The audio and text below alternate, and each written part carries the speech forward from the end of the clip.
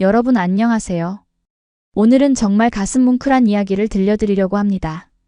남편을 잃고 두 아이를 홀로 키우게 된 폴란드 여성이 있었습니다. 그런데 놀랍게도 이 여성에게 손을 내민 사람은 바로 한국의 시어머니였죠. 서로 말도 통하지 않고 문화도 전혀 다른 두 사람이 어떻게 진정한 가족이 될 수 있었을까요? 폴란드 바르샤바에서 시작된 이 이야기는 한국과 폴란드를 오가며 펼쳐집니다. 편견과 오해를 넘어 진정한 사랑을 보여준 한 가족의 이야기죠. 특히 아들을 잃고도 며느리와 손주들을 품어준 한국 시어머니의 선택은 전 세계 사람들의 마음을 울렸습니다. 이 감동적인 실화가 여러분의 마음에도 따뜻한 위로가 되길 바라면서 이야기를 시작하겠습니다. 오늘 영상이 마음에 드신다면 구독과 좋아요, 그리고 알림 설정도 꼭 부탁드립니다. 여러분의 응원이 저희에게 큰 힘이 됩니다. 저는 카롤리나입니다. 폴란드 바르샤바 근교의 작은 도시에서 태어나 자랐죠. 어릴 때부터 그림 그리는 걸 좋아해서 미술을 전공했고 지역 초등학교에서 미술교사로 일하고 있었습니다. 평범하지만 행복한 삶이었죠. 매일 아침 일찍 일어나 수업 준비를 하고 아이들에게 색채의 아름다움과 선의 자유로움을 가르치는 일이 정말 즐거웠습니다. 방과 후엔 동료 교사들과 차를 마시며 하루 있었던 일들을 나누곤 했죠. 주말엔 미술관을 찾아다니며 새로운 영감을 받았고 가끔은 친구들과 비스와 강변에서 피크닉을 즐기기도 했습니다. 그런데 6해 전 제 인생을 완전히 바꿔놓을 만남이 있었습니다. 당시 저는 바르샤바 국립미술관에서 열린 동양미술 특별전시회에 갔다가 한 남자를 만났죠. 한국에서 유학 온 준호라는 사람이었습니다. 준호는 폴란드 대학에서 국제관계학을 공부하고 있었는데 전시회에 우연히 들렀다고 했죠. 저는 고려청자 앞에서 한참을 서 있었는데 누군가 옆에서 영어로 말을 걸어왔습니다. 이 청자의 비색이 정말 아름답죠. 1000년 전 우리 조상들이 만든 작품인데 이렇게 폴란드에서 보니 감회가 새롭네요. 돌아보니 동양인 남자가 서 있었습니다. 준호는 따뜻하고 유머러스한 사람이었습니다. 폴란드어를 열심히 배우려고 노력하는 모습이 귀여웠고 한국 문화에 대해 이야기할 때면 눈이 반짝반짝 빛났죠. 첫 만남에서 우리는 2시간이나 전시관을 함께 돌았습니다. 준호는 각 작품에 담긴 한국의 역사와 문화를 설명해줬고 저는 폴란드 미술과의 비교점을 이야기했죠. 전시회가 끝날 무렵 준호는 조심스럽게 연락처를 물어봤습니다. 다음에 커피라도 한잔하면서 미술 이야기를 더 나누고 싶은데 괜찮으신가요? 저도 모르게 한국이라는 나라에 호기심이 생기기 시작했습니다. 준호를 만날 때마다 새로운 세계가 열리는 것 같았죠. 김치라는 음식을 처음 먹어봤을 때의 충격은 지금도 잊을 수 없습니다. 한국 식당에서 준호가 주문한 김치찌개를 한 숟가락 떠먹는 순간 매운맛에 눈물이 왈칵 쏟아졌죠. 준호는 웃으며 찬물을 건네주면서도 미안해했습니다. 천천히 익숙해지면 돼요. 저도 폴란드 음식 중에 적응 못하는 게 많아요 라며 위로해줬죠. 우리는 빠르게 사랑에 빠졌습니다. 문화 차이가 있었지만 그것마저도 서로를 더 알아가는 즐거운 과정이었죠. 준호는 저에게 한글을 가르쳐줬고 저는 준호에게 폴란드 전통 요리를 만들어줬습니다. 비고스를 처음 먹어본 준호가 이거 김치찌개랑 비슷한데요? 라고 했을 때 얼마나 웃었는지 모릅니다. 주말마다 바르샤바 구시가지를 걸으며 미래를 꿈꿨죠. 준호는 제 손을 꼭 잡고 말했습니다. 카롤리나, 나중에 우리 아이가 생기면 한국어와 폴란드어를 모두 가르치자. 두 문화의 좋은 점을 모두 물려주는 거야. 1년 반의 연애 끝에 우리는 결혼을 결심했습니다. 준호가 프로포즈했던 날을 잊을 수 없죠. 비스와 강변에 노을이 지는 시간 준호는 무릎을 꿇고 반지를 내밀었습니다. 카롤리나, 당신과 평생을 함께하고 싶어요. 한국 사람과 결혼하는 게 쉽지 않을 거란 걸 알지만 우리라면 모든 걸 이겨낼 수 있을 거예요. 저는 눈물을 흘리며 고개를 끄덕였죠. 하지만 준호의 부모님, 특히 어머니의 반대가 심했습니다. 한국에서 화상통화로 처음 인사를 드렸을 때 시어머니의 표정은 굳어 있었죠. 말은 안 하셨지만 외국인 며느리를 탐탁지 않게 여기신다는 걸 느낄 수 있었습니다. 준호는 매일 밤 어머니와 통화하며 설득했습니다. 엄마, 카롤리나는 정말 좋은 사람이야. 직접 만나보면 알 거야. 엄마가 좋아하실 거라고. 하지만 시어머니는 계속 걱정만 하셨죠. 말도 안 통하는데 어떻게 사니? 나중에 아이들은 어떻게 키울 거야? 문화가 다른데 힘들 텐데. 결국 시어머니는 마지못해 결혼을 허락하셨지만 저는 늘 조심스러웠습니다. 결혼 준비 과정에서도 시어머니의 눈치를 봐야 했죠. 한국식 예복은 어떤 걸 입어야 하는지, 패백은 어떻게 준비해야 하는지 모든 게 낯설고 어려웠습니다. 준호는 최대한 간소하게 하자고 했지만 저는 시어머니께 좋은 인상을 주고 싶었습니다. 결혼식은 폴란드에서 먼저 하고 한 달 뒤 한국에서도 작은 예식을 올렸습니다. 폴란드 결혼식에는 시부모님이 참석하지 못하셨죠. 비행기를 타기 힘들어 하신다는 핑계였지만 사실은 탐탁지 않으셨던 것 같습니다. 대신 준호의 이모님 가족이 와주셨는데 이모님은 저를 따뜻하게 대해주셨습니다. 우리 준호가 좋은 사람을 만났네. 앞으로 잘 지내자고 하시며 안아주셨죠. 한국에서의 결혼식 날 시어머니는 예쁜 한복을 준비해 주셨지만 말씀은 거의 없으셨죠. 분홍색 저고리와 연두색 치마의 한복이었는데 정말 곱고 아름다웠습니다. 하지만 한복을 입는 것도 쉽지 않았죠. 속치마며 속바지며 겹겹이 입어야 했고 저고리 고름 매는 법도 어려웠습니다. 미용실에서 머리를 올리고 뒷꽂이를 꽂았을 때 거울 속에 제 모습이 낯설었습니다. 동양인도 아닌 제가 한복을 입은 모습이 어색하지 않을까 걱정됐죠. 시아버지는 그나마 친절하셨지만 시어머니의 무표정한 얼굴은 저를 긴장하게 만들었습니다. 패백 시간이 특히 어려웠죠. 큰절을 올리고 대추와 밤을 받는 의식이었는데 절하는 방법도 제대로 몰라서 연습을 많이 했습니다. 시어머니 앞에서 절을 올릴 때 손이 떨렸습니다. 시어머니는 아이 많이 낳고 잘 살아라라는 덕담을 해주셨지만 목소리에 온기가 없었죠. 시아버지는 우리 준호 잘 부탁해라고 하시며 제 어깨를 토닥여 주셨습니다. 그래도 준호와 함께라면 모든 걸 이겨낼 수 있을 거라 믿었습니다. 폴란드로 돌아온 후 우리는 작은 아파트에서 신혼생활을 시작했죠. 바르샤바 외곽의 조용한 동네였는데 지하철역에서 걸어서 10분 거리였습니다. 2룸 아파트였지만 우리에겐 궁전 같았죠.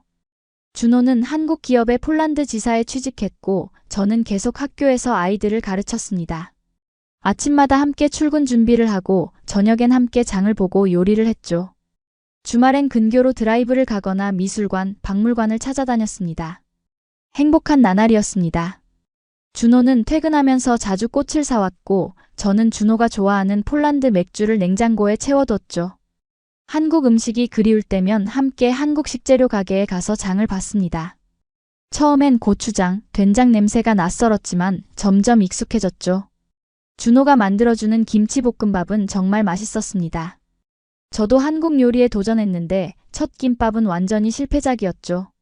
밥이 너무 질어서 김이 찢어지고 재료가 다 빠져나왔습니다.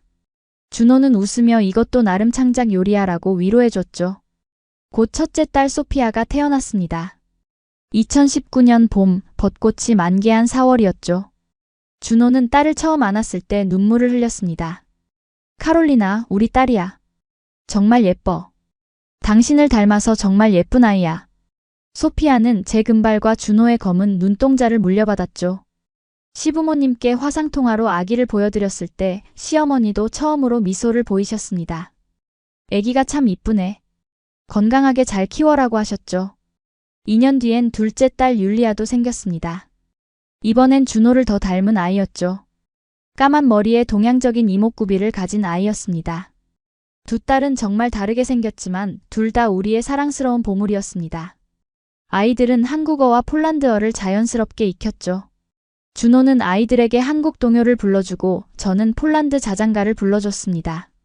소피아가 아빠, 우유 주세요 라고 한국어로 말하고 마무시아, 도브라노츠라고 폴란드어로 인사할 때면 정말 신기했죠.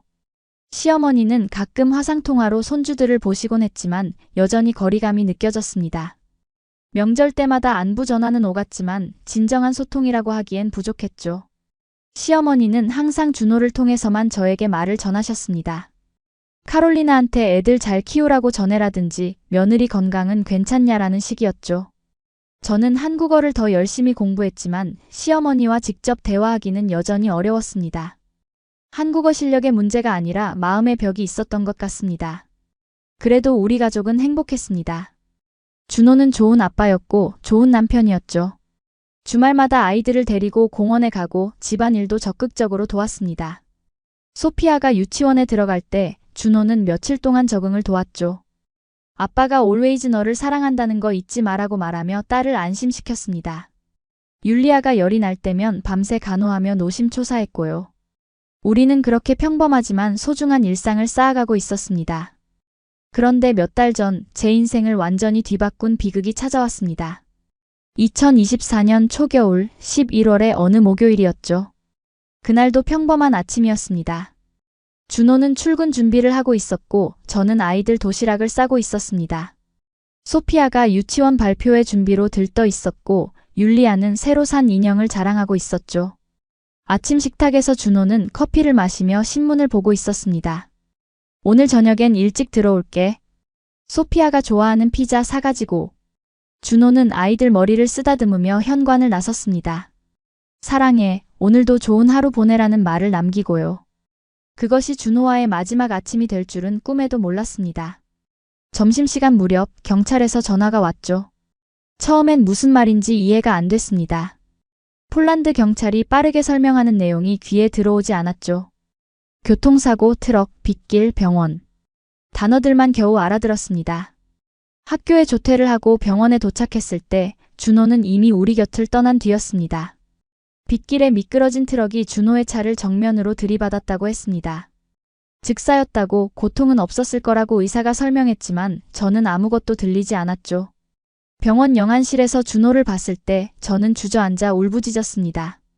믿을 수가 없었어요. 아침에 웃으며 인사했던 사람이 이렇게 차가운 몸이 되어 누워있다니. 준호의 손을 잡았지만 더 이상 따뜻하지 않았습니다. 준호야, 일어나. 우리 집에 가자. 아이들이 기다려라고 몇 번이나 불렀지만 대답은 없었죠.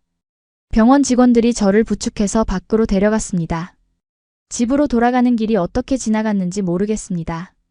친정 부모님이 아이들을 데리고 계셨는데 소피아가 엄마, 아빠는? 이라고 물었을 때 차마 대답할 수가 없었죠. 그날 밤 저는 아이들을 재운 뒤 거실에 앉아 멍하니 있었습니다. 준호의 휴대폰이 계속 울렸습니다. 회사 동료들, 친구들의 전화였죠. 저는 받을 힘도 없었습니다. 새벽이 되어서야 겨우 시부모님께 연락을 했습니다. 시부모님이 한국에서 급히 날아오셨습니다. 공항에서 만난 시아버지는 저를 보자마자 펑펑 우셨습니다. 우리 준호가, 우리 아들이. 시아버지의 오열하는 모습에 저도 다시 눈물이 났죠. 하지만 시어머니는 눈물 한 방울 보이지 않으셨습니다. 대신 꽉 담은 입술이 파르르 떨리고 있었죠. 시어머니는 저를 잠깐 안아주시고는 애들은? 이라고만 물으셨습니다. 장례식은 정신없이 지나갔습니다. 폴란드식과 한국식을 절충해서 치렀는데 어떻게 진행됐는지 잘 기억이 안 납니다. 다만 소피아가 아빠 언제 돌아와? 라고 계속 묻던 것만 선명하게 기억납니다. 율리아는 너무 어려서 상황을 이해하지 못했지만 분위기가 이상한 건 알았는지 계속 울었죠. 시어머니는 장례식 내내 무표정했지만 가끔 손주들을 바라보실 때 눈시울이 붉어지시는 걸 봤습니다. 준호의 회사 동료들, 친구들이 많이 와줬습니다. 모두들 준호가 얼마나 좋은 사람이었는지, 가족 이야기를 얼마나 자주 했는지 말해줬죠. 준호는 항상 아이들 사진을 보여주며 자랑했어요. 카롤리나 씨 이야기를 정말 많이 했어요. 세상에서 가장 사랑하는 사람이라고 그런 말들이 위로가 되면서도 더 아프게 했습니다. 시부모님은 일주일 정도 머물다 한국으로 돌아가셨습니다. 시어머니는 떠나시기 전날 밤 처음으로 저와 단둘이 앉아 이야기를 나눴죠. 한국어와 영어, 몸짓을 섞어가며 어렵게 대화했습니다. 카롤리나, 너무 힘들지? 이 시어머니의 목소리가 떨렸습니다. 저는 고개만 끄덕였죠. 시어머니는 제 손을 잡고 말씀하셨습니다. 아이들, 잘 부탁해. 우리 준호가 사랑한 아이들이니까. 힘들면 언제든 연락해. 그 순간 시어머니의 눈에 눈물이 고인 걸 봤습니다. 하지만 금세 돌아서서 방으로 들어가셨죠. 다음 날 공항에서 작별 인사를 할 때 시어머니는 제게 봉투를 하나 건네셨습니다. 아이들 필요한 거 사줘라고만 하시고 게이트로 들어가셨죠. 봉투 안엔 적지 않은 돈이 들어 있었습니다. 준호가 없는 삶은 지옥 같았습니다.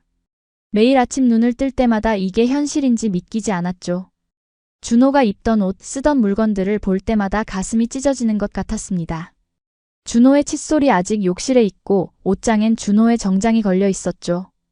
침대 옆 탁자엔 준호가 읽던 책이 펼쳐진 채로 있었습니다. 모든 게 준호가 곧 돌아올 것처럼 그대로였는데 준호만 없었습니다. 하지만 울고만 있을 수는 없었습니다. 두 아이를 위해서라도 정신을 차려야 했죠. 학교에 복직했지만 수업에 집중하기 어려웠습니다. 아이들 앞에서는 괜찮은 척했지만 혼자 있을 때면 눈물이 멈추지 않았습니다. 동료 교사들이 많이 도와줬지만 준호가 없는 현실은 너무 버거웠죠. 미술 수업을 하다가도 갑자기 준호 생각이 나서 말을 잇지 못할 때가 많았습니다. 아이들이 그린 가족 그림을 볼 때면 특히 힘들었죠. 경제적인 문제도 심각했습니다. 준호의 수입이 없어지자 생활이 빠듯해졌죠. 폴란드의 교사 월급으로는 아이 둘을 키우기가 벅찼습니다. 집세가 월 2,000지워티, 관리비와 공과금이 500지워티, 아이들 유치원비가 1,500지워티였는데 제 월급은 4,500지워티에 불과했습니다. 식비와 생활비를 제하면 거의 남는 게 없었죠. 준호의 생명보험금이 있었지만 그것도 얼마 가지 않을 것 같았습니다. 친정 부모님께 도움을 청했지만 부모님도 연금으로 겨우 생활하시는 형편이었습니다. 아버지는 은퇴한 공무원이었고 어머니는 평생주부로 사셨는데 두 분 연금을 합쳐도 3,000지워티가 안 됐죠. 그런데 설상가상으로 친정 어머니가 갑자기 쓰러지셨습니다. 부엌에서 요리를 하시다가 갑자기 어지러움을 느끼시고는 바닥에 쓰러지신 거죠. 급하게 병원에 모시고 갔는데 뇌졸중이었습니다. 다행히 생명에는 지장이 없었지만 왼쪽 팔다리가 마비되어 거동이 불편해지셨습니다. 병원비도 만만치 않았고 퇴원 후에도 재활치료를 받아야 했죠. 아버지 혼자서는 어머니를 돌보기 힘들어 하셨습니다. 저는 결국 바르샤바의 작은 아파트를 정리하고 친정으로 돌아갔습니다. 준호와의 추억이 담긴 집을 떠나는 게 너무 아팠지만 현실적으로 다른 선택이 없었죠. 부모님 집도 넓지 않아서 저희 세 식구는 작은 방 하나에서 생활해야 했습니다. 10평 남짓한 방에 싱글 침대 하나와 2층 침대를 겨우 넣었죠. 아이들은 새로운 환경에 적응하느라 힘들어했습니다. 친구들과도 헤어지고 다니던 유치원도 옮겨야 했으니까요. 소피아는 엄마, 우리 집에 언제 돌아가? 라고 자주 물었고 율리아는 낯선 환경이 무서운지 제 곁을 떠나지 않으려 했습니다. 밤마다 아빠를 그리워하며 우는 아이들을 달래느라 저도 잠을 제대로 잘 수 없었습니다. 소피아는 자다가도 아빠 하고 울며 깨어났고 율리아는 준호가 자주 불러주던 한국 동요를 들려달라고 했죠. 곰 3마리가 한 집에 있어. 아빠 곰, 엄마 곰, 애기 곰. 이 노래를 부를 때마다 목이 메었습니다. 아빠 곰이 없는 우리 가족을 어떻게 설명해야 할지 막막했죠. 시어머니와의 연락은 거의 끊어졌습니다. 처음 한두 달은 안부를 묻는 문자가 왔지만 점점 뜸해졌죠. 아이들 잘 지내니? 건강은 괜찮니? 짧은 문자들이었는데 어느 순간부터 그마저도 오지 않았습니다. 저도 먼저 연락하기가 어려웠습니다. 무슨 말을 해야 할지 모르겠더라고요. 준호 없이 시어머니와 소통하는 게 너무 어색하고 부담스러웠죠. 시어머니도 아들을 잃은 슬픔에 빠져 계실 텐데 제가 위로를 드릴 처지도 아니었습니다. 오히려 저와 아이들을 보면 준호 생각이 더 나실 것 같아서 연락을 자제했죠. 그렇게 서로 소식이 끊긴 채 몇 달이 흘렀습니다. 가끔 아이들이 할머니는? 이라고 물을 때마다 할머니도 바쁘셔라고 둘러댔지만 사실 저도 시어머니가 우리를 잊으신 건 아닌지 서운한 마음이 들었습니다. 친정으로 돌아온 후 저는 작은 그림학원을 열었습니다. 집 근처 작은 상가를 임대해서 미술교실을 시작한 거죠. 동네 아이들에게 미술을 가르치며 생계를 이어가려 했습니다. 하지만 현실은 녹록지 않았습니다. 학원 임대료가 월 1,200지워티, 재료비와 난방비 등을 합치면 고정 지출만 2,000지워티가 넘었죠. 처음엔 학생이 5명 뿐이었습니다. 입소문이 나기까지는 시간이 필요했지만 당장 돈이 급했죠. 오전엔 학원에서 아이들을 가르치고 오후엔 집에 와서 어머니 간병을 도왔습니다. 저녁엔 다시 학원에 가서 청소하고 다음날 수업 준비를 했죠. 소피아와 율리아는 할머니, 할아버지와 시간을 보냈는데 가끔 엄마는 왜 맨날 이래? 라고 물을 때면 가슴이 아팠습니다. 그렇게 힘겹게 2달을 보냈을 무렵이었습니다. 어느 날 저녁 퇴근 후 집에 돌아왔는데 현관 앞에 큰 소포가 놓여 있었습니다. 발송인 주소를 보니 한국이었죠. 떨리는 손으로 상자를 열어보니 그 안에는 편지 한 장과 봉투 하나가 들어 있었습니다. 편지는 시어머니가 쓰신 것이었는데 누군가에게 부탁해서 영어로 번역한 듯 했습니다. 글씨체가 삐뚤빼뚤했는데 아마 직접 영어로 쓰려고 애쓰신 것 같았죠. 짧지만 강렬한 문장들이 제 마음을 울렸습니다. 카롤리나, 오랫동안 연락 못해서 미안해. 준호가 떠나고 나도 정신이 없었어. 매일 울기만 했지. 그러다 문득 생각했어. 준호가 사랑한 사람들이 지금 어떻게 지내고 있을까? 네가 우리 가족이야. 준호가 선택한 사람이고 내 손주들의 엄마야. 혼자서 얼마나 힘들었니? 미안하다. 더 일찍 연락했어야 했는데. 봉투 안에 비행기 티켓이 있어. 아이들과 함께 한국에 와줘. 부담 갖지 말고 그냥 와. 우리가 가족이니까. 준호가 없어도 우리는 가족이야. 봉투를 열어보니 정말로 비행기 티켓 3장이 들어있었습니다. 저와 2딸의 이름이 적힌 왕복 항공권이었죠. 날짜는 2주 뒤로 되어 있었습니다. 이코노미석이 아닌 비즈니스석이었는데 아이들과 편하게 오라는 배려였던 것 같습니다. 티켓을 보면서 한참을 망설였습니다. 시어머니의 진심이 궁금하기도 했지만 한편으로는 두렵기도 했죠. 준호 없이 한국에 가는 것도 시부모님을 대하는 것도 막막했습니다. 저는 부모님께 의논했습니다. 어머니는 불편한 몸으로도 고개를 끄덕이며 말씀하셨죠. 가봐라. 아이들에게도 좋은 경험이 될 거야. 아빠의 나라를 보여주는 것도 의미 있지 않겠니? 아버지도 동의하셨습니다. 시어머니가 손을 내미신 거야. 가족이니까. 우리가 며칠 정도는 잘 지낼 수 있어. 그날 밤 저는 아이들에게 물어봤습니다. 할머니 할아버지를 만나러 한국에 가고 싶어? 소피아는 눈을 반짝이며 아빠 날아가는 거야? 라고 물었고 율리아도 언니를 따라 고개를 끄덕였죠. 아이들은 아빠의 나라를 보고 싶어 했습니다. 아빠가 자랐던 곳, 아빠가 먹었던 음식들을 경험하고 싶어 했죠. 소피아는 아빠가 어렸을 때 놀던 공원도 있어?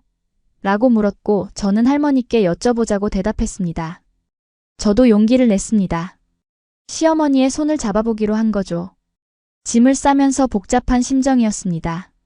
준호와 함께 샀던 캐리어를 꺼내니 신혼여행 때 생각이 났죠. 제주도로 갔었는데 준호가 나중에 아이들도 데리고 다시 오자고 했던 말이 떠올랐습니다. 이제 준호 없이 아이들과 한국에 가는 게 현실이 안 같았습니다. 2주 뒤 저희는 인천공항에 도착했습니다. 11시간의 긴 비행이었지만 비즈니스석이라 아이들도 편하게 잘 수 있었죠. 소피아는 비행기에서 본 한국 영화에 흥미를 보였고 율리아는 대부분 잠을 잤습니다. 기내식으로 나온 비빔밥을 아이들이 신기해하며 먹는 모습을 보니 준호가 보고 싶어 했을 것 같았습니다. 게이트를 나오자 시부모님이 기다리고 계셨습니다. 시아버지는 달려와 아이들을 꼭 안아주셨죠. 우리 소피아, 율리아. 할아버지가 정말 보고 싶었어. 한국어를 잘 모르는 아이들도 할아버지의 따뜻한 마음을 느꼈는지 한박 웃음을 지었습니다. 그런데 놀랍게도 시어머니도 저를 안아주셨습니다. 아무 말 없이 그저 꼭 안아주셨죠.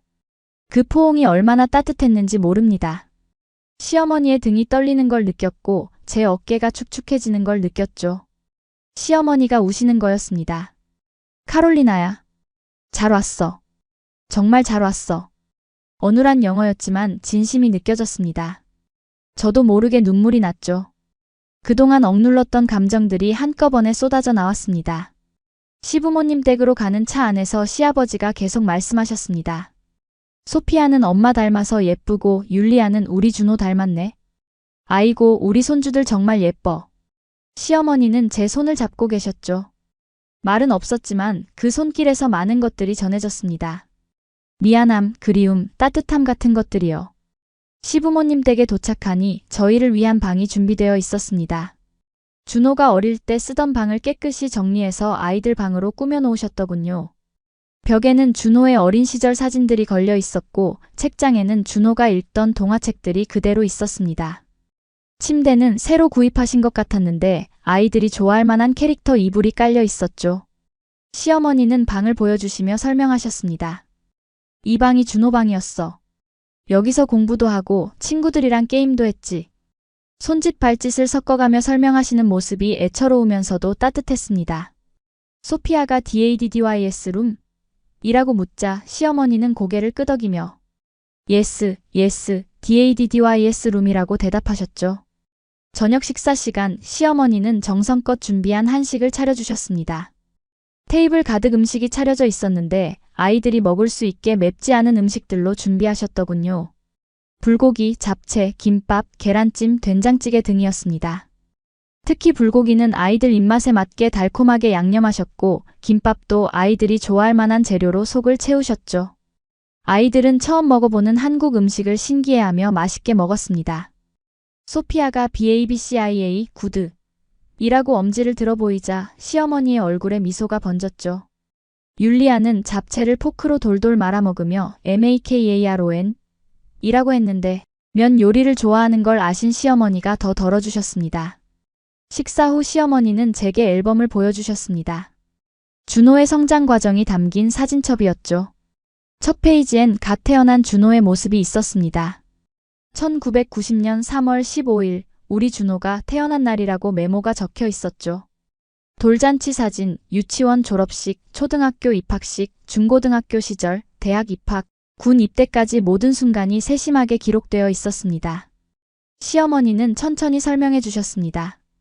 이건 준호가 처음 걸음마 한 날. 11달 때였어. 이건 유치원 학예회 때. 왕자님 역할을 했는데 너무 귀여웠지. 한국어로 설명하시면 시아버지가 영어로 통역해 주셨죠. 저는 듣기만 해도 가슴이 아팠지만 동시에 준호의 어린 시절을 알게 되어 감사했습니다.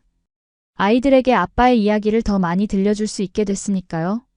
특별히 인상 깊었던 건 준호의 초등학교 시절 일기장이었습니다. 시어머니가 고이 간직하고 계셨는데 그중 한 페이지를 보여주셨죠. 나의 꿈이라는 제목의 일기였는데 거기엔 이렇게 쓰여 있었습니다. 나는 커서 세계를 여행하는 사람이 되고 싶다. 다른 나라 사람들과 친구가 되고 그들의 문화를 배우고 싶다. 어린 준호의 꿈이 결국 저를 만나는 것으로 이어졌다는 생각에 눈물이 났습니다. 셋째 날 시어머니는 갑자기 시장에 같이 가자고 하셨습니다. 남대문 시장이었는데 처음 가보는 곳이라 신기했죠. 시장은 활기가 넘쳤습니다. 과일 가게, 생선 가게, 반찬 가게, 옷 가게들이 즐비했고 상인들의 호객 소리가 여기저기서 들렸습니다. 시어머니는 능숙하게 물건을 고르시며 저에게도 의견을 물으셨죠. 카롤리나, 폴란드에도 이런 시장 있어? 이 시어머니의 영어는 서툴렀지만 소통하려는 노력이 느껴졌습니다. 저는 네, 바르샤바에도 전통시장이 있어요. 하지만 한국 시장이 더 크고 활기차네요 라고 대답했죠. 시어머니는 만족스러운 표정을 지으셨습니다. 특히 인상 깊었던 건 옷가게에서였습니다. 시어머니는 갑자기 제 옷을 살펴보시더니 옷가게로 저를 이끄셨죠. 카롤리나, 이거 입어봐.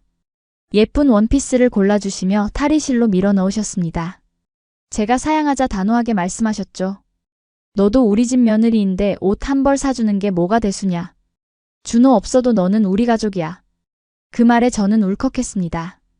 시어머니는 계속 이것저것 골라주셨고 결국 저는 한복 한 벌과 평상복 몇 벌을 선물 받았습니다. 한복은 연분홍색 저고리에 연보라색 치마였는데 제 피부톤에 잘 어울린다며 좋아하셨죠. 아이들 옷도 한 보따리 사주셨습니다. 우리 손주들 예쁘게 입혀야지라며 이것저것 고르시는 모습에서 진짜 할머니의 마음을 느꼈습니다. 집에 돌아온 후 시어머니는 김치를 담그자고 하셨습니다. 카롤리나도 김치 담그는 거 배워야 해. 아이들한테도 한국 음식 해줘야지. 배추를 절이고 양념을 만드는 과정을 차근차근 가르쳐 주셨죠. 물을 채 썰고 파를 다듬고 마늘과 생강을 다지는 법을 하나하나 보여주셨습니다.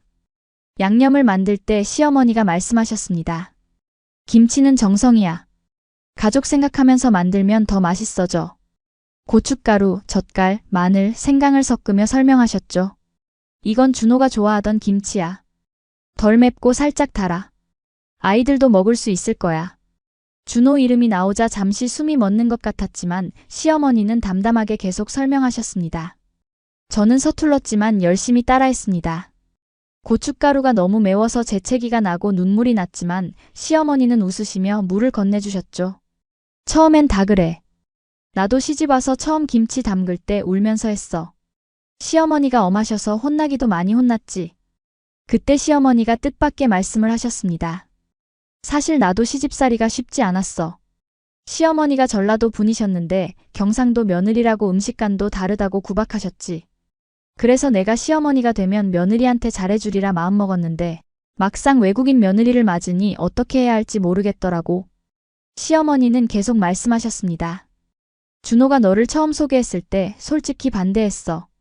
문화도 다르고 말도 안 통하고 나중에 고생할까봐. 하지만 준호가 행복해하는 걸 보니까 너를 정말 사랑한다는 걸 알았어. 준호는 매일 내 이야기를 했거든. 카롤리나가 얼마나 착한지, 얼마나 예쁜지, 그림을 얼마나 잘 그리는지. 저는 그 말에 울컥했습니다. 시어머니도 저처럼 며느리로서 어려움을 겪으셨고 저를 대하는 것도 어려우셨다는 걸 알게 됐죠. 우리는 서로를 이해하지 못해서 거리를 뒀던 거였습니다. 언어의 장벽, 문화의 차이 때문에 마음을 열지 못했던 거죠. 미안해, 카롤리나야. 내가 좀 더 일찍 다가갔어야 했는데. 준호가 있을 때 너한테 더 잘해줬어야 했는데.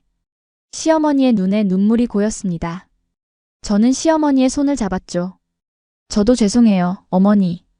저도 먼저 다가가지 못했어요. 그날 이후로 저와 시어머니 사이의 벽이 조금씩 허물어지기 시작했습니다.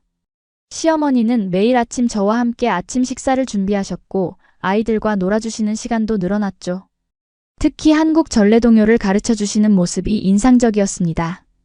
둥글게 둥글게 빙글빙글 돌아가며 율리아가 따라 부르려고 애쓰는 모습을 보시며 행복해 하셨죠. 일주일째 되는 날 시어머니는 준호의 묘소에 가자고 하셨습니다. 경기도 용인에 있는 추모공원이었는데 준호의 유골을 한국에도 일부 모셔놓으셨더군요. 잔디가 깔린 아름다운 곳에 준호의 이름이 새겨진 작은 비석이 있었습니다. 사랑하는 아들 김준호, 1990-2024, 영원히 우리 곁에라고 적혀 있었죠. 시어머니는 준비해온 꽃과 준호가 좋아하던 초콜릿을 놓으시며 말씀하셨습니다. 준호야, 카롤리나랑 애들 데리고 왔어. 네가 보고 싶어 할 것 같아서. 그리고 한참을 조용히 서 계셨죠. 저도 아이들과 함께 인사를 했습니다. 소피아가 데디, 아이 미스 유라고 말하자 시어머니가 소피아를 꼭 안아주셨습니다. 돌아오는 길에 시어머니가 말씀하셨습니다. 준호가 살아있을 때 폴란드에 가서 너희랑 살고 싶다고 했어. 은퇴하면 반은 폴란드, 반은 한국에서 살면서 손주들이 두 나라 문화를 모두 배울 수 있게 하고 싶다고. 그 꿈을 내가 대신 이뤄주고 싶어. 그러시면서 놀라운 제안을 하셨습니다. 카롤리나야, 폴란드로 다시 돌아가면 내가 가끔 찾아가도 될까? 한 달에 한 번 정도 일주일씩 머물면서 아이들도 돌봐주고 너도 도와주고 싶어. 비행기 표값은 문제 없어. 준호가 남긴 보험금도 있고 우리도 저축해둔 게 있으니까. 저는 놀라서 말이 나오지 않았습니다. 시어머니가 폴란드까지 오신다니 상상도 못했던 일이었죠. 어머니, 그렇게까지 하실 필요는. 제가 말을 잇기도 전에 시어머니가 말씀하셨습니다. 가족인데 뭘. 준호가 없어도 우리는 가족이야. 아이들은 내 손주고 너는 내 며느리야. 며칠 후 시어머니는 저를 데리고 은행에 가셨습니다. 그리고 통장을 하나 만들어주시며 말씀하셨죠. 이건 아이들 교육비야. 매달 조금씩 넣어줄게. 준호가 살아있었다면 당연히 했을 일이니까 부담 갖지 마. 저는 거절했지만 시어머니는 단호하셨습니다. 이건 우리 손주들을 위한 거야. 할머니가 손주 뒷바라지하는 게 뭐가 이상해? 한국에서의 2주가 빠르게 지나갔습니다. 떠나기 전날 시어머니는 큰 가방 2개를 준비해 주셨습니다. 김치, 고추장, 된장, 김, 멸치 등 한국 식재료가 가득했죠. 폴란드에서도 한국 음식 해 먹어. 아이들한테도 가르쳐줘. 한국인의 피가 반은 흐르잖아. 그리고 아이들에게는 한복과 한국 전래 동화책 한글 교재를 선물로 주셨습니다. 우리 소피아, 율리아, 한국말도 배워야지. 할머니랑 전화할 때 한국말로 이야기하자. 아이들은 알아듣지 못했지만 할머니의 사랑은 충분히 느꼈는지 꼭 안겼죠. 공항에서 작별 인사를 할 때 시어머니는 저를 꼭 안으시며 말씀하셨습니다. 카롤리나야, 힘들 때 혼자 끙끙 앓지 말고 꼭 연락해. 우리가 가족이니까. 다음 달에 내가 폴란드 갈게. 준비해둬. 그리고 아이들을 하나씩 안아주시며 뽀뽀를 해주셨죠. 우리 예쁜 손주들 할머니가 정말 많이 사랑해. 비행기를 타고 돌아오는 내내 복잡한 심정이었습니다. 준호 없이도 이렇게 가족이 될 수 있다는 게 신기했고 시어머니의 사랑이 감사했습니다. 소피아가 엄마, 할머니 진짜 우리 집에 올 거야? 라고 묻자 저는 고개를 끄덕였죠. 응, 할머니가 너희를 정말 사랑하시거든. 폴란드에 도착해서 부모님께 이야기를 들려드리니 어머니가 말씀하셨습니다. 잘 됐구나. 아이들에게는 할머니가 필요해. 너한테도 시어머니의 도움이 필요하고. 문화는 달라도 사랑하는 마음은 같은 거야. 아버지도 시어머님 오시면 우리도 인사드려야지. 폴란드 요리도 대접하고라며 환영하는 분위기였습니다. 정말로 한 달 뒤 시어머니가 폴란드에 오셨습니다. 작은 캐리어 하나와 큰 가방 2개를 끌고 오셨는데 가방 안엔 온통 우리를 위한 선물이었죠. 한국 과자, 아이들 옷, 학용품, 그리고 제가 좋아한다고 하니 사오신 한국 화장품까지. 이것저것 필요할 것 같아서 좀 많이 가져왔어라며 쑥스러워 하셨습니다. 시어머니가 폴란드에 오신 첫 주는 서로 적응하는 시간이었습니다. 시어머니는 폴란드의 추운 날씨에 놀라셨고 폴란드 음식의 느끼함에 적응하기 힘들어 하셨죠. 하지만 금세 적응하시며 친정 부모님과도 친해지셨습니다. 언어는 통하지 않았지만 손짓 발짓과 미소로 소통하셨죠. 특히 인상적이었던 건 시어머니가 친정 어머니의 재활을 도와주신 일이었습니다. 시어머니는 한국에서 배운 지압법과 마사지를 친정 어머니께 해드렸는데 신기하게도 효과가 있었습니다. 친정 어머니의 굳은 손가락이 조금씩 펴지기 시작했고 걷는 것도 조금 나아지셨죠. 친정 어머니는 디엔쿠에 감사합니다를 연발하셨고 시어머니는 천만에요 라며 웃으셨습니다. 시어머니는 친정 부모님께 한국 요리를 해드리기도 했습니다. 된장찌개, 불고기, 잡채 같은 음식들이었는데 처음엔 낯설어 하시던 부모님도 점점 맛을 들이셨죠. 특히 아버지는 불고기를 정말 좋아하셔서 This is very good 이라며 엄지를 들어 보이셨습니다. 시어머니는 뿌듯해하시며 자주 해드렸죠. 시어머니는 제 미술학원도 도와주셨습니다. 아이들이 수업할 때 보조 역할을 하시며 재료 정리나 청소를 도와주셨죠. 폴란드 아이들이 안녕하세요 라고 한국어로 인사하면 너무 좋아하셨습니다. 가끔은 한국 종이접기를 가르쳐 주시기도 했는데 학부모들이 관심을 보였습니다. 한국 문화 수업도 하면 좋겠다는 의견도 있었죠. 그러던 어느 날 시어머니가 놀라운 아이디어를 내셨습니다. 카롤리나야, 한국 기업들이 폴란드에 많이 진출해 있잖아. 그 직원들 자녀들한테 미술을 가르치면 어떨까? 한국어도 통하고 문화도 이해하니까 수요가 있을 것 같은데. 그 말씀이 계기가 되어 저는 한국 기업 커뮤니티에 연락을 했습니다. 반응은 예상보다 좋았죠. 많은 한국 주재원 가족들이 자녀 교육에 관심이 있었고 특히 한국어가 통하는 미술 선생님을 찾고 있었다는 거였습니다. 첫 달에만 10명의 한국 학생이 등록했습니다. 시어머니는 한국으로 돌아가신 후에도 계속 도움을 주셨습니다. 한국에서 미술 교재를 보내주시고 온라인으로 한국 미술 교육 트렌드를 알려주셨죠. 심지어 한국의 미술학원 원장님들과 연결해 주셔서 제가 온라인으로 컨설팅을 받을 수 있게 해주셨습니다. 그렇게 몇 개월이 지나자 제 미술학원은 안정적으로 운영되기 시작했습니다. 폴란드 학생과 한국 학생이 반반 정도였는데 서로 문화를 교류하는 장이 되기도 했죠. 한국 명절에는 한국 전통 문양 그리기를 하고 폴란드 명절에는 폴란드 전통 예술을 배웠습니다. 시어머니는 약속대로 매달 폴란드를 방문하셨습니다. 오실 때마다 큰 가방 가득 선물을 가져오셨는데 이제는 친정 부모님 것까지 준비해 오셨죠. 아버지가 좋아하시는 한국 술, 어머니를 위한 한방 파스, 그리고 온 가족이 먹을 김치와 반찬들. 이제는 완전히 한 가족이 된 것 같았습니다. 특별히 기억나는 건 소피아의 생일 때였습니다. 시어머니가 한국에서 직접 떡케이크를 주문해서 가져오셨는데 무지개 떡케이크였죠. 폴란드 친구들도 초대했는데 모두 신기해하며 맛있게 먹었습니다. 시어머니는 한복을 입은 소피아를 보며 눈물을 글썽이셨죠. 우리 준호가 봤으면 얼마나 좋아했을까라고 하셨지만 이내 미소를 지으며 그래도 우리가 이렇게 함께 있으니 준호도 기뻐할 거야 라고 하셨습니다. 율리아도 할머니를 정말 좋아했습니다. 시어머니가 오시는 날이면 공항까지 마중을 나가는데 할머니 하고 한국어로 부르며 달려가곤 했죠. 시어머니는 그럴 때마다 눈물을 참으시며 꼭 안아주셨습니다. 우리 율리아 많이 컸네. 할머니가 정말 보고 싶었어. 친정어머니의 건강도 많이 좋아지셨습니다. 시어머니가 가르쳐준 지압과 한국에서 보내주신 한약 덕분이었죠. 이제는 지팡이 없이도 걸으실 수 있게 되셨고 왼손도 어느 정도 쓸 수 있게 되셨습니다. 친정어머니는 시어머니를 시스터라고 부르며 정말 친자매처럼 지내셨죠. 두 어머니가 함께 부엌에서 요리하시는 모습은 정말 보기 좋았습니다. 한국 김치와 폴란드 피에로기를 함께 만들고 된장찌개와 비고스를 나란히 끓이시는 모습. 말은 통하지 않아도 손짓 발짓으로 레시피를 공유하고 서로의 음식을 맛보며 고개를 끄덕이셨죠. 시간이 흘러 2025년 여름이 되었습니다.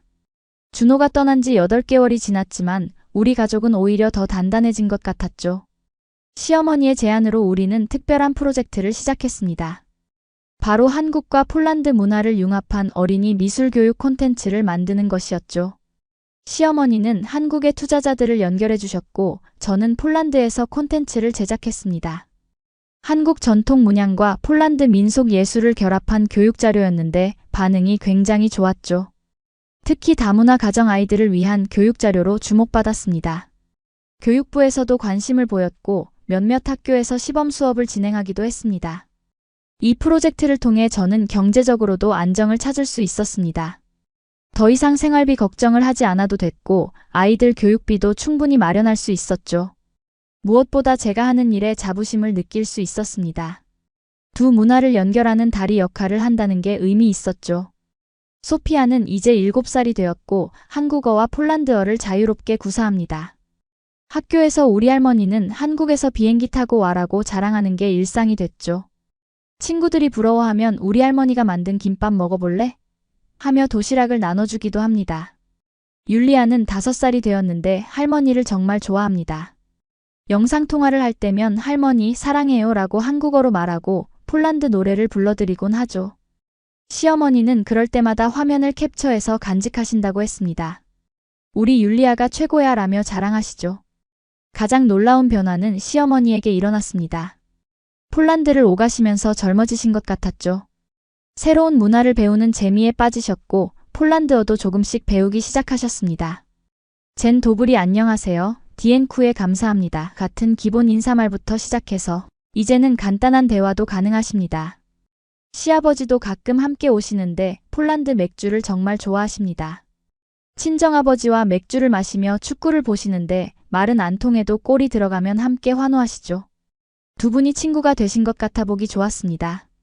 어느 날 시어머니가 특별한 선물을 가져오셨습니다.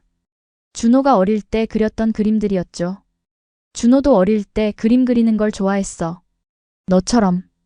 소피아랑 율리아도 엄마 아빠 닮아서 예술적 재능이 있을 거야. 그림 중에는 가족을 그린 것도 있었는데 엄마 아빠 손을 잡고 있는 어린 준호의 모습이 그려져 있었습니다. 그 그림을 보며 시어머니가 말씀하셨습니다. 준호가 살아있을 때 나한테 그랬어. 엄마, 카롤리나는 정말 좋은 사람이야. 우리 아이들한테 최고의 엄마가 될 거야. 그리고 엄마도 카롤리나를 알게 되면 정말 좋아할 거야. 준호 말이 맞았어. 넌 정말 좋은 엄마고 좋은 며느리야. 저는 그 말에 눈물이 났습니다. 시어머니도 눈물을 닦으시며 말씀하셨죠. 준호가 없어서 많이 슬프지만 너희가 있어서 살 수 있어. 손주들이 준호를 닮아가는 걸 보면 준호가 여전히 우리 곁에 있는 것 같아. 그해 크리스마스는 특별했습니다. 시부모님이 폴란드에서 함께 보내기로 하셨거든요. 폴란드 전통대로 12가지 요리를 준비했는데 시어머니가 한국 요리도 몇 가지 추가하셨죠. 식탁에는 폴란드 피에로기와 한국 만두가 나란히 놓였고 폴란드 보르시치와 한국 미역국이 함께 올라왔습니다. 저녁 식사 후 우리는 모두 둘러앉아 준호를 추억했습니다. 각자 준호와의 좋은 기억을 하나씩 이야기했죠. 시아버지는 준호가 처음 자전거를 탔던 날 이야기를, 시어머니는 준호가 대학 합격 통지를 받았던 날 이야기를 하셨습니다. 친정아버지는 준호가 처음 집에 왔을 때 폴란드 보드카를 마시고 취했던 이야기를 하셨고 어머니는 준호가 폴란드 요리를 맛있게 먹던 모습을 떠올리셨죠. 저는 준호가 프러포즈했던 날 이야기를 했습니다. 소피아는 아빠가 나한테 자전거 타는 법 가르쳐줬어 라고 했고 율리아는 아빠가 노래 불러줬어 라고 했죠. 우리는 울면서도 웃었고 슬프면서도 행복했습니다. 준호가 없지만 준호가 남긴 사랑은 여전히 우리를 하나로 묶어주고 있었으니까요.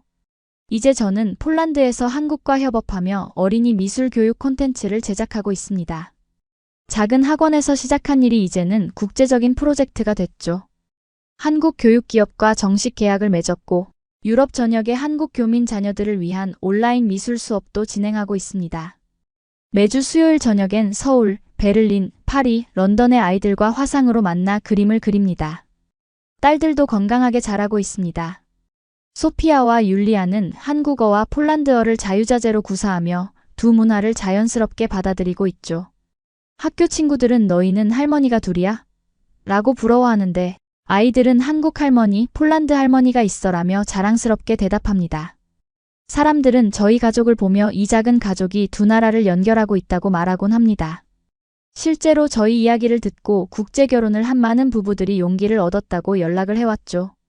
문화 차이로 시부모와 갈등을 겪는 며느리들, 외국인 며느리를 둔 시어머니들이 조언을 구하기도 했습니다.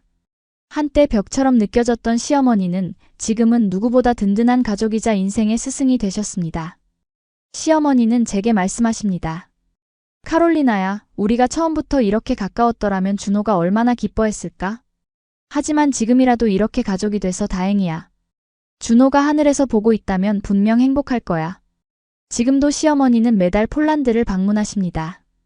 오실 때마다 김치를 담그고 아이들에게 한복을 입혀주시곤 하죠. 이제는 폴란드 이웃들도 시어머니를 알아봅니다. 한국 할머니 오셨네? 하며 반갑게 인사하죠. 시어머니도 첸스치 안녕하세요? 하며 밝게 인사하십니다. 친정어머니와 시어머니는 이제 정말 친한 친구가 되셨습니다. 영상통화를 자주 하시는데 주로 손주들 이야기와 요리 레시피를 공유하시죠. 최근엔 친정어머니가 한국 드라마에 빠지셨는데 시어머니가 폴란드어 자막이 있는 사이트를 찾아주셨습니다. 두 분이 같은 드라마를 보고 영상통화로 수다 떠시는 모습이 정말 보기 좋습니다. 시아버지도 자주 오시는데 이제는 폴란드 요리를 정말 좋아하십니다.